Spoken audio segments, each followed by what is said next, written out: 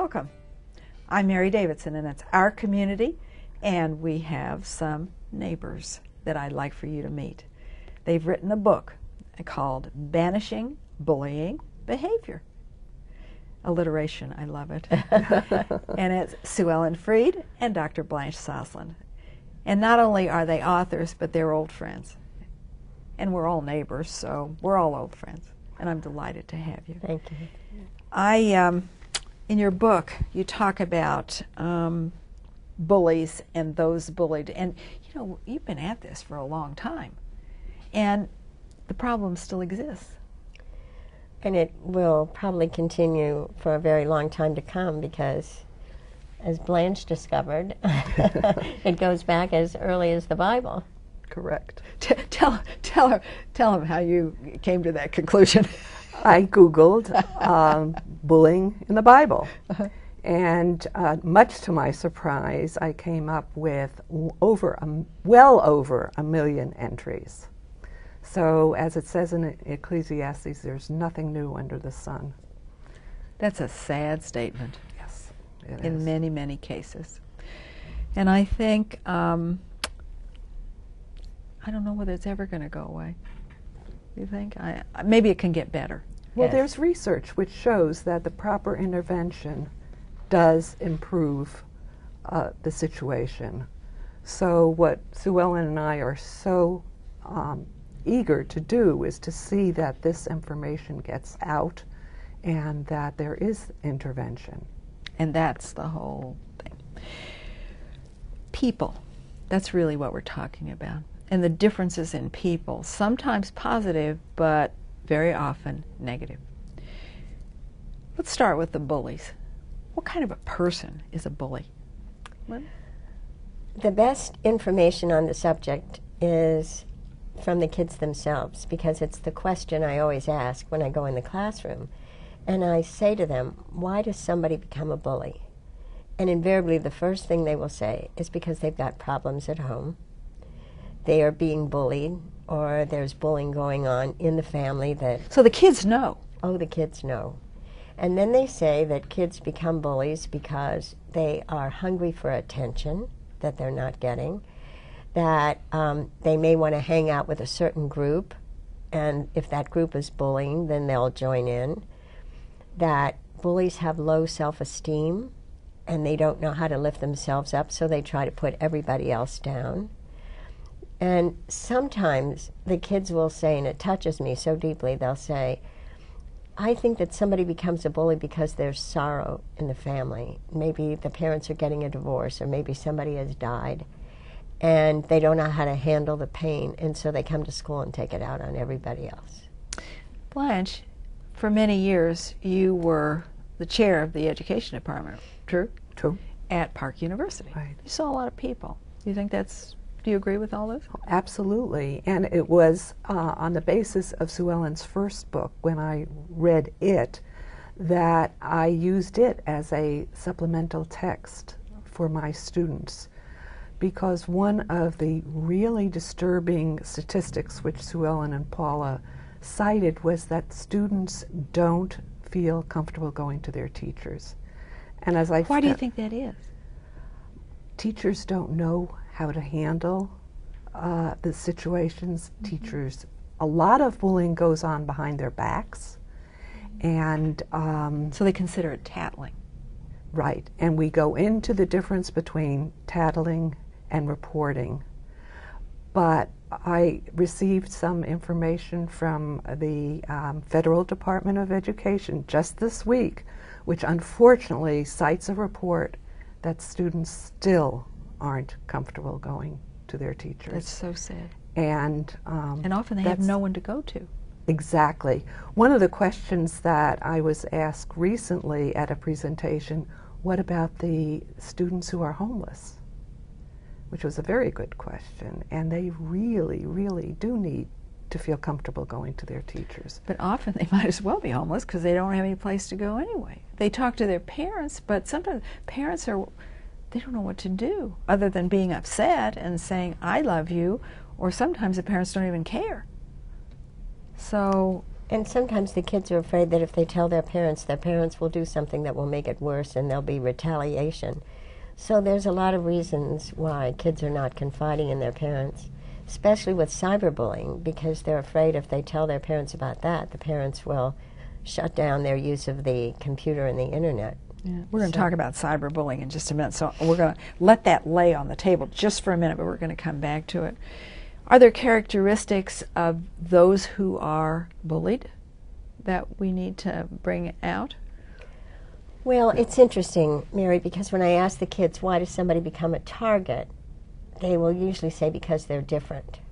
And so then I go through this whole list. You're too tall, too short, too rich, too poor, too heavy, too thin, too smart, too slow, you've been put up a grade, you have freckles. You know, the list, there's about 38 things that are different. And so I end up saying to the kids, do you realize that every single person in this room is different? And we could all become a target. Right. And so what we really need to make kids understand is that some children are getting pleasure out of causing pain for other people. And if they are intent on doing that, they will always be able to find something about somebody to make fun of. Well, and often you have a very interesting diagram in your book. And you talk about pain inflicted and anger and revenge and depression and suicide, and it's all circular. Often the target has nothing to do with anything except that that person is targetable and they're there. Are targets always weak? A lot of them are very shy and they have difficulty standing up for themselves. But we also find that a lot of bullies started out as targets. Some children who become targeted turn the anger and the rage outward and they become aggressive, and some of them become bullies.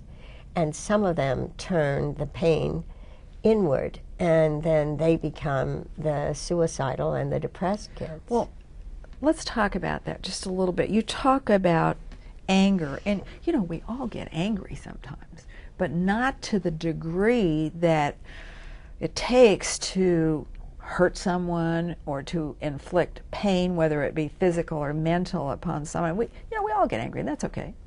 But you talk about anger leading to, you use the word rage. Rage, right. And rage leads to revenge. How does that happen? How does a person become so angry that it leads to revenge? It builds up. I observed one of Suellen's student empowerment sessions, Mm-hmm. and it was with 6th graders.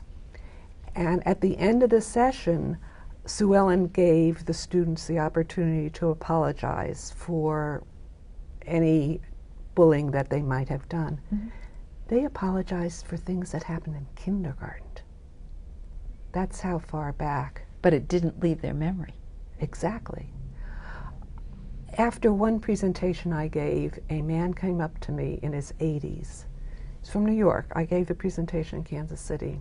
He said to me, "I'm embarrassed to say, but I still feel ill toward the man who bullied me 60 years ago." Those hurts. Those are hurts. Right, right. What was it? Somebody, where did I read this? Maybe it was you. The sentence was, "Those who hurt, hurt." Hurt people hurt people. Mm-hmm. And hurt themselves, and they hurt within themselves. Right, they are hurting. Those who hurt, hurt. Right, right. One of the most publicized instances is the Priscilla Prince suicide in Massachusetts. And the New York Times had an article just last week where they indicated that the defense is going to use as defense her past history of problems. And Suellen and I were discussing this. The school should have taken extra care to see that she was not targeted. And there's witness after witness who says the teachers just turned their backs. And I think part of that is because they don't know how to handle it. And that becomes a cycle again. and why I feel personally so important that it's so important that we prepare teachers. There is always a consequence to ignoring pain. Now, the question then becomes, you know, how much pain can be ignored? I mean, you can't attend to every little hurt, but the consequence to ignoring pain is often rage and more hurt. So how easy is it to detect the point? And we're talking about classroom teachers that have 20 children, and some of them, you know, some of these teachers teach in areas that are really difficult, whether they be urban or suburban. Sometimes the areas are difficult to teach in. Is it hard to detect pain? Well, the reason why it's so important for the teachers to have their antenna up is that there have been at least 37 school shootings that were documented at the time that we were writing our book. And all the students who brought guns to school and killed their classmates who were in prison were interviewed. And they were not bullies. The kids who murdered their classmates had been targets. And they had stuffed and stuffed and stuffed the feelings and then reached a breaking point. And so that's the message that we want to tell to kids. You can't keep inflicting pain and isolating kids and calling them names and humiliating them and not think that there's going to be a consequence. Well, let's take this young man at Virginia Tech. He's a good example of what we're talking about. He took his rage out on students in the school, most of whom he didn't know. Right. And he had just had enough. And something snaps. Something has to snap. Exactly. Well, and the point that we're trying to make with the pain, rage, revenge cycle is that it starts with little children, but it escalates into the adult world. And if you look at every global conflict that's going on today, some tribe, some region, some culture, some country felt violated, felt inflicted, and then their pain turned to rage, and they took it out, and then there was revenge, and the cycle keeps going. And so we're trying to say to children, if you will focus on stopping the pain, you can change the world. I believe that too. I do. In your diagram, though, you have two more, and one is depression, and the other is suicide. Now, often, these people who randomly shoot or kill or whatever, kill themselves as well.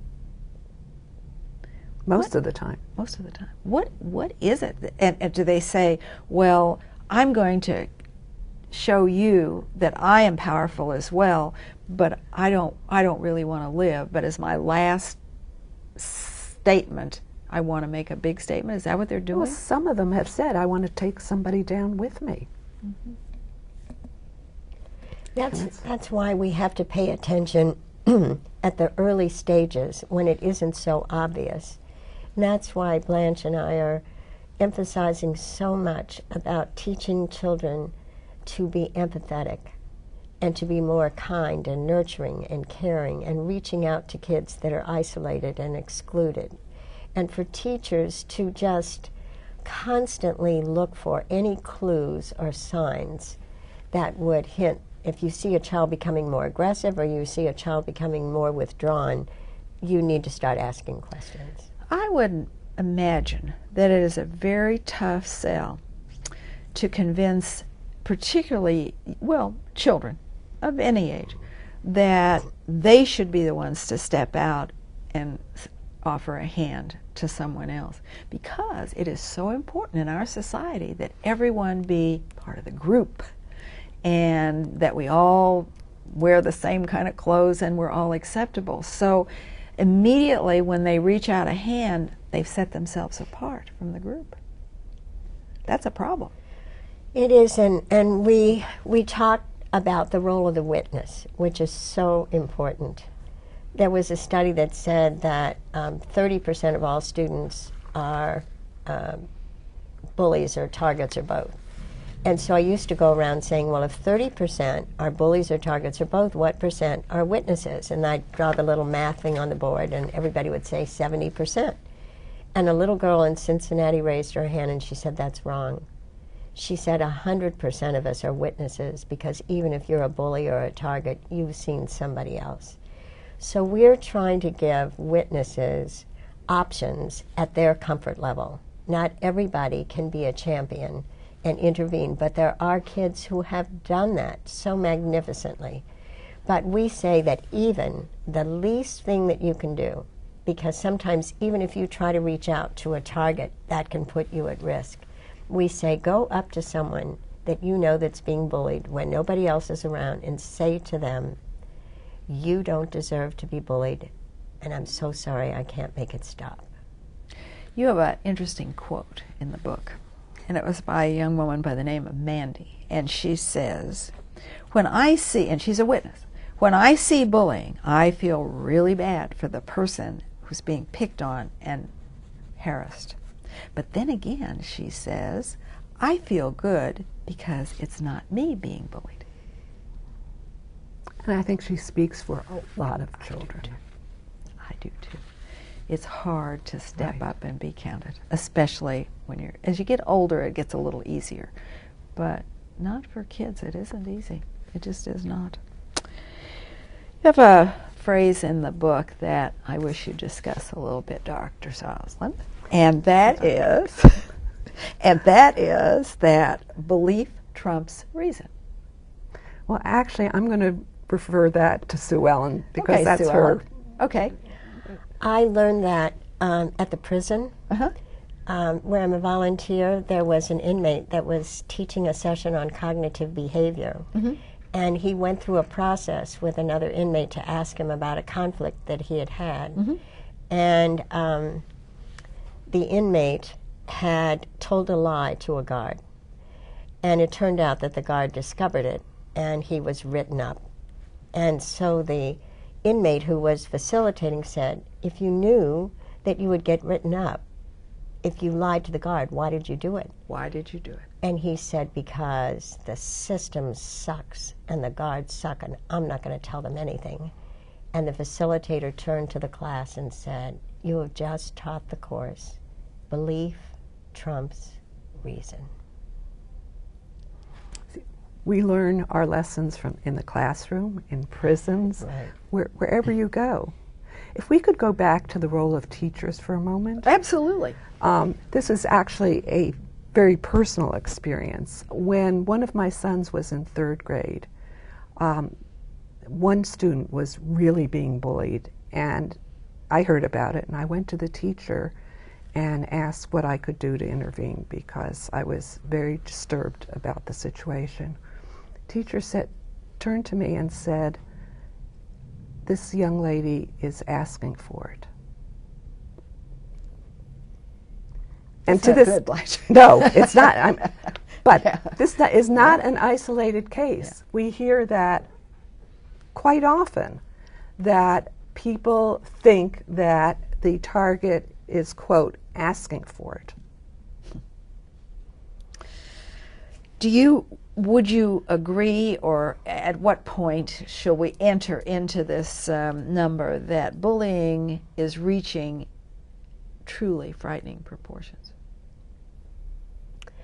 There is a little book that has come out, Mary, called Bullycide, and it's the stories of 8 parents whose children have committed suicide because of bullying.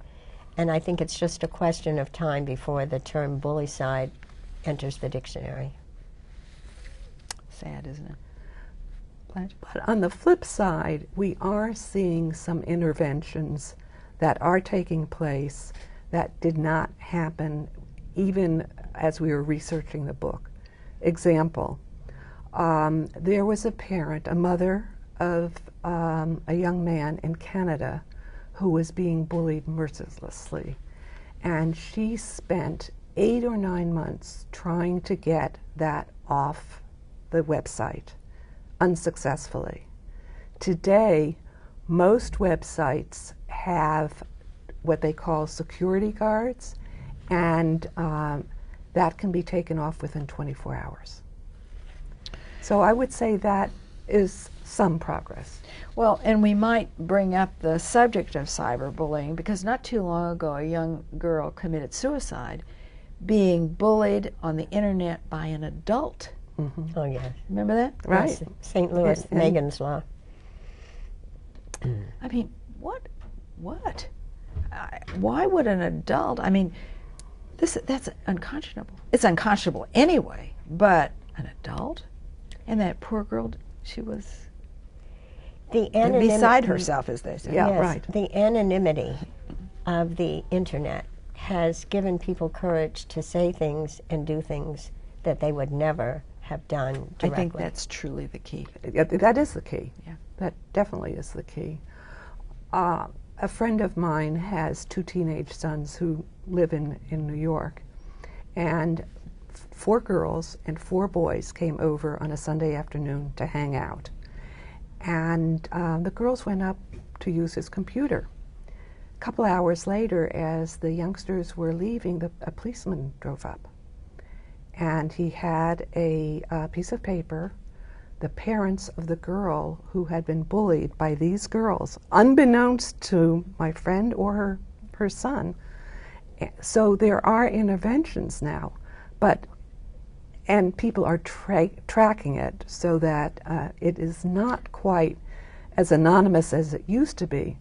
On the other hand, I think it's important for youngsters to understand that some have not been admitted to college because of something they did on the internet. So it is One's being record tracked. follows one Yes, all of their lives, and that is so difficult to explain to a young person. And the evil that we do lives along with us, to Right. paraphrase William Shakespeare. But their parents Yeah. should really stress this. Absolutely, there's no question The about it. hopeful thing, Mary, that Blanche and I believe is that the more adults that are aware and are sensitive enough to begin having comfortable conversations with kids before things, it's like the frog that jumped out of the pot of boiling water. But if you start in the pot of cold water, it is so gradual that you're cooked before you realize it.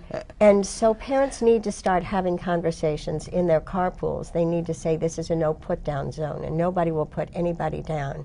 And they need to talk about what will happen on the sports teams and the pajama parties. But I think we have to reach the consciences of the children, because they have the capacity to care. They and do. And to have empathy. No, they do. They do. Do you know that when I ask children for a definition of empathy, it is amazing how few children are familiar with that word. They all know sympathy, and that has one more letter, so it can't be because the word is too big. We are not talking to our children about empathy and putting yourself in somebody else's shoes. And when we can do that, we have to get kids to change the culture. Does the type of bullying vary with the age of the child? Or is it just about the same, only more so as they get older? I don't know. One of the research studies that we cite in the book is that this researcher who was doing research in the middle school is finding that behavior in preschool now within 15 years. That's frightening. Boy, is it ever. But it does peak at middle school. Middle school, right. And That's it the worst. does Right. tend to, that's where it's worse. Right. But the interesting thing is the difference between the way boys and girls bully. Really? Yes. Oh, yeah. Boys are more physical and sexual, and girls are more verbal and emotional, and the cyberbullying. Boys are in your face, and girls are behind your back. Boys will get into a conflict, and 5 minutes later they'll go skateboarding. But when girls get involved, it goes on and on. Boys bully. And you forgot the other on. And on and on, right. And boys tend to pick on each other one-on-one. Girls will get a click. And the final one is that boys tend to pick on boys that are outside their circle of friends, but girls will turn on their closest friends. Well, you have another quote in your book, and it says, "Some say that what doesn't destroy us makes us stronger." And I think that's so bad. Why should we have to wait until we're ready to be destroyed? Right. And it doesn't. It tears us down. Is there any research to talk about the hostility level in direct correlation to overall health? Well, they're finding that it's not only connected to eating disorders, sleep disorders. They're finding that there's a connection between diabetes, that children who are targeted begin to comfort themselves by eating a lot of sugars, which in turn increases their weight, and obesity makes children a very ripe target for bullying. And then, of course, there's depression. So there are a lot of health issues connected. So there is nothing that stands in a vacuum. Right. And I think that's an important point to make, that it is an overall picture and not just a sharp focus on one button on the suit. Yes. I think that's Absolutely, really right. I do believe, though, that we need to take some time talking about defense strategies for targets.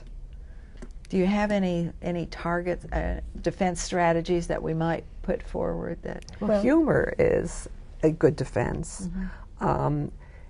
It's really different for most situations because most bullying situations vary a great deal.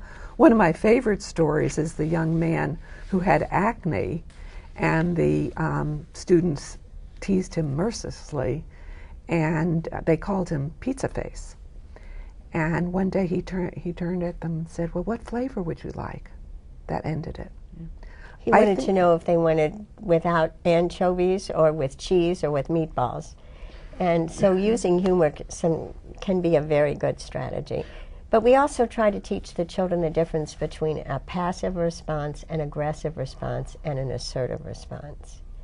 So like, for instance, if you bullied me, Mary, and you told me that my hair was really ugly, if I say to you, well, my hair may be ugly, but it's not nearly as ugly as your face. then we have really started a confrontation.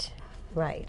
But if I internalize it and feel that because my hair is so ugly, I'm not going to have any friends, but in an assertive way, I could say, I am having a bad hair day, and you noticed we're both on the same wavelength. Or, you're so lucky you have such lovely hair. Well, it's hard.